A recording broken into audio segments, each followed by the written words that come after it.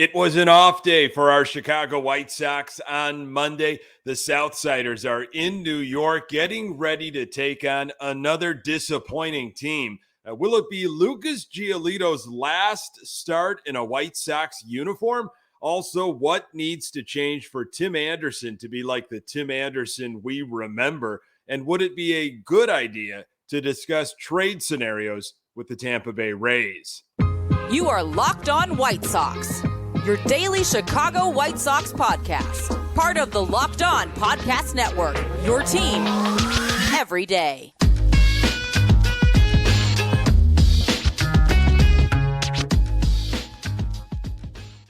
Hey, Sox fans, welcome back to Locked On White Sox. Thank you for making Locked On White Sox your first listen each and every day. We're free and available on all platforms. Follow us on Twitter at Locked On Sox. Also, subscribe to our YouTube channel. Just search Locked On White Sox. Today's episode is brought to you by Game Time. Download the Game Time app, create an account, and use code LOCKEDONMLB for $20 off your first purchase. Last-minute tickets, lowest price, guaranteed. Hey, I'm your host, Nick Morawski, a lifelong, die-hard Chicago White Sox fan, recording this podcast just blocks from the ballpark in beautiful Bridgeport. You can find me on Twitter at Nick_GGTB. Locked On White Sox is part of the Locked On Podcast Network, your team every day. Our Chicago White Sox will take on the New York Mets on Tuesday. Lucas Giolito on the hill. Catch every pitch of the White Sox hometown broadcast with Sirius XM on the SXM app. Search White Sox. State of the Sox. It's not good. You know it. 40-55 coming out of that day off on Monday.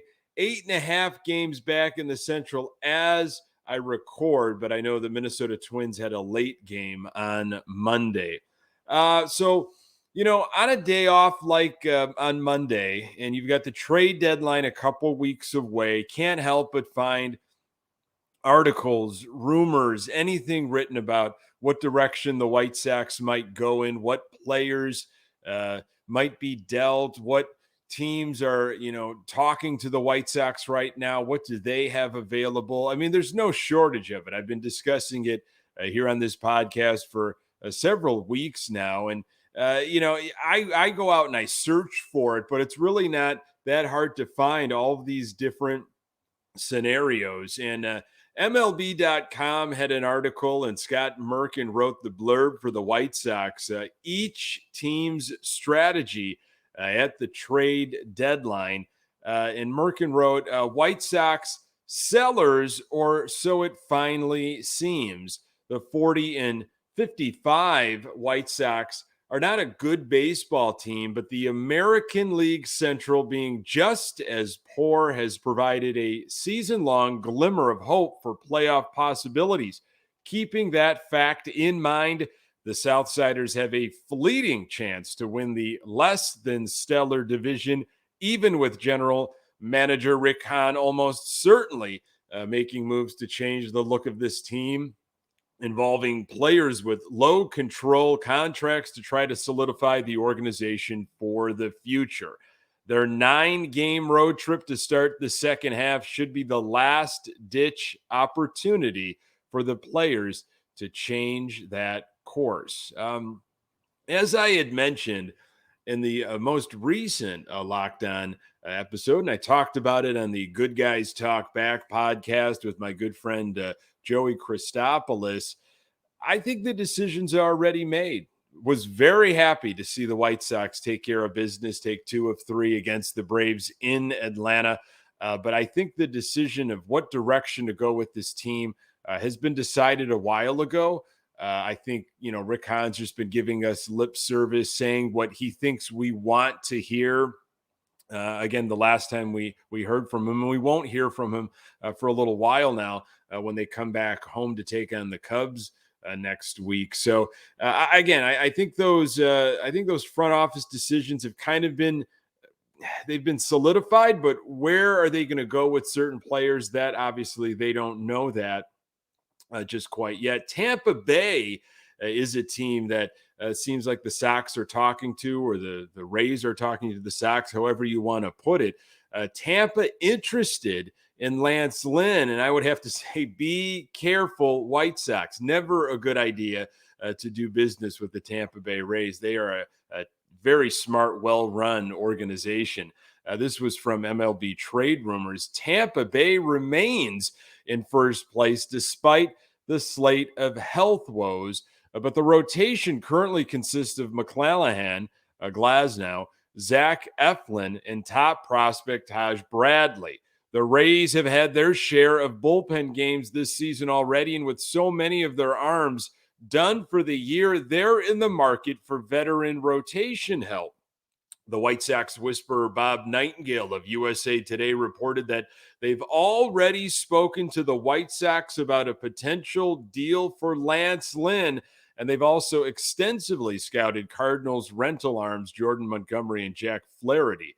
Lance Lynn, 36 years old, is in the second season of a 2-year, $38 million contract that contains an $18 million club option or a $1 million buyout for the 2024 season. The 2021 All-Star finished in the top 6 of American League Cy Young voting each season from 19 through 21, but is currently in the midst of one of the toughest seasons of his career. And you know it if you've been watching those Lance Lynn starts. Through 108 and a third frames, Lynn owns a 6.06 ERA due largely to an MLB high 24 home runs allowed. He throws mistakes and teams hit them a long way. While the long ball has plagued Lynn at career worst levels in 2023, he's still missing bats at a high level and limiting walks at a passable rate. Lynn's 27.7 strikeout rate ranks 10th in the majors among qualified starters, and his 14% swinging strike rate ranks 8th. His 8.3% walk rate is just narrowly higher than the 7.9% average among big league starters. I've heard Cincinnati Reds kind of kicking the tires on Lance Lynn, and now hearing this Tampa Bay stuff. Again, more buzz about Lucas Giolito, and I do think Lucas Giolito is the big ticket item for the Chicago White Sox. MLB.com reporter John Morrissey mentioned Chicago White Sox pitcher Giolito and Detroit Tigers pitcher Michael Lorenzen last Friday morning on MLB Network as two players who could be on the move before the upcoming trade deadline. Morrissey brought up the Los Angeles Dodgers as a potential destination for both, as well as the Cincinnati Reds as a possible suitor for the latter. Giolito not named an All-Star this year, but the 28-year-old ace has a sub 3.60 ERA, and Fangraphs is giving the White Sox a 2.1% chance of making the playoffs, meaning they could look to unload the impending free agent to a contender in the coming weeks. Giolito, to me, is their main trade piece to potentially move, Morrissey said.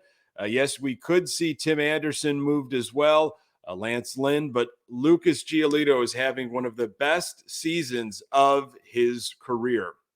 Morrissey also brought up that Giolito was born in Santa Monica and went to Harvard Westlake School in California, making the Dodgers a logical fit to be his next team.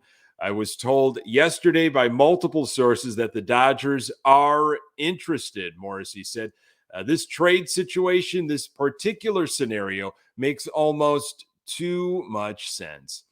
And honestly, you know, I'm reading these articles about Giolito, and I have been for some time now. And I think back way in the off season, I remember reading an article that was written by somebody with a Philadelphia Phillies connection or angle, and it was about a way too early trade deadline predictions. I mean, way too early. This was like a February article, and Giolito was tied to the Philadelphia Phillies, which they might still be in play.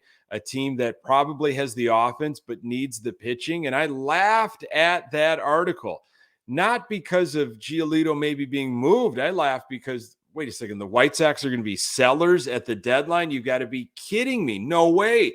Not with the mastermind Pedro Grifol from the Kansas City Royals coming to town and the people he surrounded himself with. This team is going to play hard every day. They're going to be prepared. They're going to do everything right. They're going to be, proud to wear the jersey, make fans excited. So no way the Sox aren't going to be sellers. Well, here we are. Sox are going to be sellers. And it is surreal thinking about Giolito, being traded away before the White Sox ever won a playoff series, let alone had that parade that, of course, Rick Hahn talked about. When you really think about it, what's happening right now or what could happen in the next couple of weeks, I talk about it maybe in a cavalier way of, the Sox are going to get rid of Giolito. Cease might be gone. Who knows about Moncada? I don't think anybody wants to touch that contract, but, Lynn and some relievers. But really, when you think about it and you process this, what a disappointment. What an absolute disappointment that we're discussing and, in dealing with these rumors and, who's in, who's out. And it's such a sad situation, but this is the reality of where the Sox are right now. It's been over a year since Tim Anderson hit a home run. Is it time for just a simple fix and get him back on track, or are the glory days over for TA? More on that in a moment. Today's episode is brought to you by Game Time. Buying tickets to your favorite events shouldn't be stressful. Game Time is the fast and easy way to buy tickets for all the sports, music, comedy, and theater near you with killer deals on last-minute tickets and their best price guarantee. You can stop stressing over the tickets and start getting hyped for the fun you'll have. Game Time is the place for the last-minute ticket deals. Forget planning months in advance. Game Time has deals on tickets right up to the day of the event. Get exclusive flash deals on tickets for football, basketball, baseball, concerts, comedy, theater, and more. The Game Time guarantee means you'll always get the best price. If you find tickets in the same section and row for less, Game Time will credit you 110% of the difference. Snag the tickets without the stress with Game Time. Download the Game Time app, create an account, and use code LOCKEDONMLB for $20 off your first purchase. Terms apply. Again, create an account and redeem code LOCKEDONMLB for $20 off. Download Game Time today. Last-minute tickets, lowest price guaranteed. Our White Sox face off against the New York Mets on Tuesday. Catch every pitch of the White Sox hometown broadcast with Sirius XM on the SXM app. Search White Sox. So what in the world is going on with Tim Anderson? We've been wondering this for a long time now. And a really enjoyable article in the Chicago Sun-Times late on Monday by John Grachowski. Love that last name. Very Chicago-oriented. It was a good in-depth article, and this is what Grachowski had to say. Very little has gone right this season for White Sox shortstop Tim Anderson. Anderson's traditional numbers are the weakest of his career, with walks only 5% of his plate appearances and a power drop that has kept his extra bases to a minimum. Most of Anderson's offensive value is tied up in batting average, which stands at .227 after consecutive seasons of .335, .322, .309, and .301 starting in 2019. Sometimes a dramatic drop in batting average is largely bad luck, a case of batted balls being just within instead of just outside fielders' ranges. That can lead to an abnormally low batting average on balls in play. The usual pattern would be a return to normal BABIP and increased production from that point on. But the numbers behind Anderson's numbers suggest more than bad luck. Along with a power outage, he has had an alarming increase in ground ball percentage. And you know it. You didn't even really have to read the article. you know what you have seen over and over from Tim Anderson. His launch angle has dipped to nil. In 214 plate appearances as a leadoff man, Anderson has only a 290 on base percentage and a 585 OPS. The major league averages for leadoff hitters are 337 average and 762 OPS. Since being dropped to number 2 in the order, Anderson has had 84 plate appearances and is hitting 167, 202, 192 for a 395 OPS. The major league averages for number 2 hitters are 260, 334, 437 for a 771 OPS. Modern teams put one of their best hitters at number 2, and their 771 OPS leads all lineup positions. What has changed is Anderson's launch angle. Starting in 2019, his averages were 8.7, 6.7, 4.3, and 3.3 degrees. All are well below the major league average of 12.2, but Anderson has plummeted to 0.2 degrees this season and is beating the ball into the ground. Anderson has been a good player for the Sox, but his struggles this season run so deep that his career could turn on rediscovering a stroke to cut down on grounders. I find it absolutely fascinating, some of these numbers from Grechkowski in the Sun-Times on being a number 2 hitter and what those numbers should look like for a number 2 hitter. Yet Pedro Grifol has dug his heels into the ground, or somebody above him, Hahn or Kenny Williams or what have you, has made sure that Tim Anderson stays in the number 2 spot. I absolutely don't get it. You don't get it. It does not make sense why he continues to hit number 2. This was from a Merkin article a few days ago. Some quotes from TA about this second half and what it could be. I've been here before, so I think it's just keep working and just a moment to realize what's really going on and understand at the end of the day, it's all a learning process. I'm sold out to the process. One thing is I won't quit. I'll just keep grinding out, keep hustling, and know that all this is going to make me better at the end of the day. Just embrace it. I still believe I'm one of the best to ever do it, Anderson said. That's just the mentality I always have. That way you never feel defeated. I know I got every tool in the box plus one. This spot ain't doing anything but sharpening all my other tools. It's just a moment for me to keep going. It's cool. I'm going to keep working for sure. Again, you can keep working, you can keep grinding, you can keep believing in yourself, but you don't have to do it at the number 2 spot. And maybe, I don't know, maybe Pedro Grifol and the White Sox front office are like, what's the point at right now?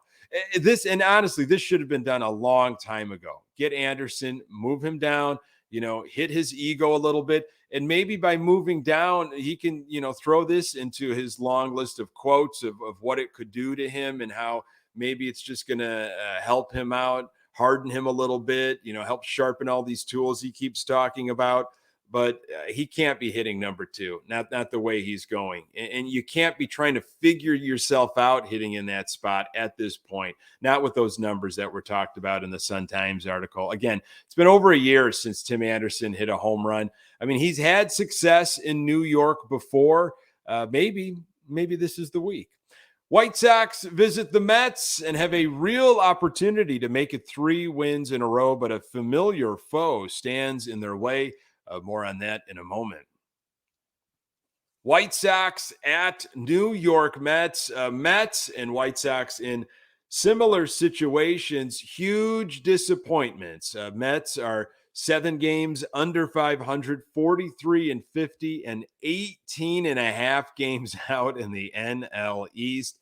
It is Lucas Giolito against Carlos Carrasco. Carrasco is 10-12 with an ERA of 4.14 and 180 strikeouts in 30 appearances against the White Sox in his career. We saw a lot of Carrasco when he was with Cleveland for so many years. Carrasco is 3-3 with an ERA of 5.16 and 43 strikeouts in 12 appearances this season.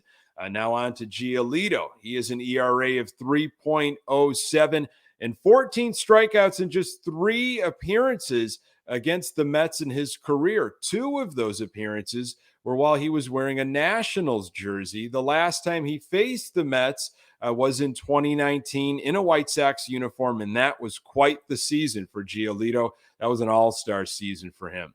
Giolito has a 6-5 record with an ERA of 3.45 and 117 strikeouts in 19 appearances this season. Giolito has taken the ball every 5th day. Not only is he having an outstanding season for himself, but he's durable. He is absolutely durable, which could be something that teams want down the stretch. Gio last pitched on July 9th against the Cardinals. His line, 7 innings, 2 hits, 2 earned runs, 3 walks, 5 strikeouts. So enjoy this outing from Giolito. Absolutely enjoy it. You never know when the end will come. Maybe it won't happen. Maybe the White Sox will decide to extend Giolito, trade. Someone will offer the absolute farm and then some for someone like Dylan Cease. It seems like the asking price is still high for Lance Lynn. I don't quite understand that. But, maybe Sox are playing some games with other teams, as we've got 2 weeks to go before the deadline. Someone asked me the other day, like, what do I want from this baseball team, from the White Sox in the second half? And, I want to see good baseball. I want to see the stuff that Pedro Grifol talked about in the offseason. Smart, solid, balanced baseball, fundamentally sound. I want to see them hustling. I want to see them, grinding, taking extra bases on outfielders when they can, situational hitting, taking pitches, being disciplined at the plate, getting on base, executing when there's runners in scoring position. And I want to see some guys start flexing the power more than just Berger and Luis Robert Jr. But I also want to see what kind of direction the White Sox are going to go in. I mean, that's, again, nothing against that series win against Atlanta, but I want to see, what are you going to do? Because this decision that they make could really shape this team for a couple of years. Now, the AL Central is still going to be weak in 2024. I think that's accessible for the Chicago White Sox. But, again, we thought that was going to be the case this season for sure.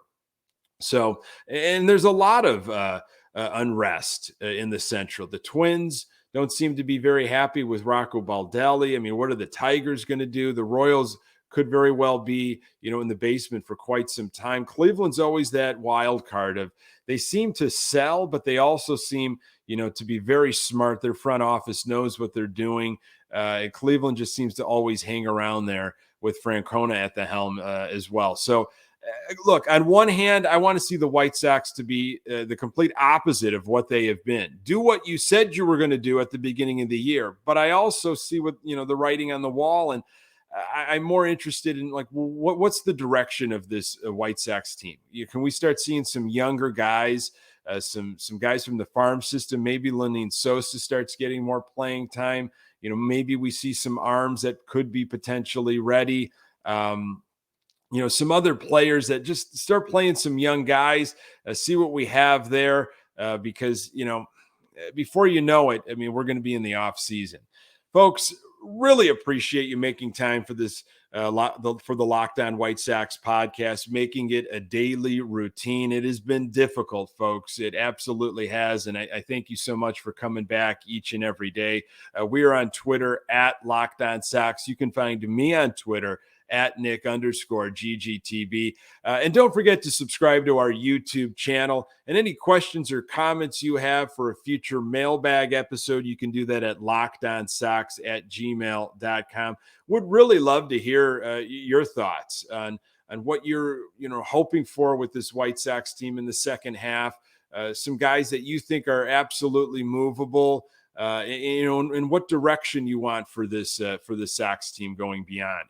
Sox take on the New York Mets on Tuesday. Catch every pitch of the White Sox hometown broadcast with Sirius XM on the SXM app. Search White Sox. Thanks for making Locked On White Sox your first listen every day. And hey, everydayers, boy, you know who you are. On the next episode, I will recap Giolito's start, hopefully talking about a 3-game winning streak for our White Sox. Appreciate you making time for the Locked On White Sox podcast. I'm Nick Morawski. Until next time, go Sox.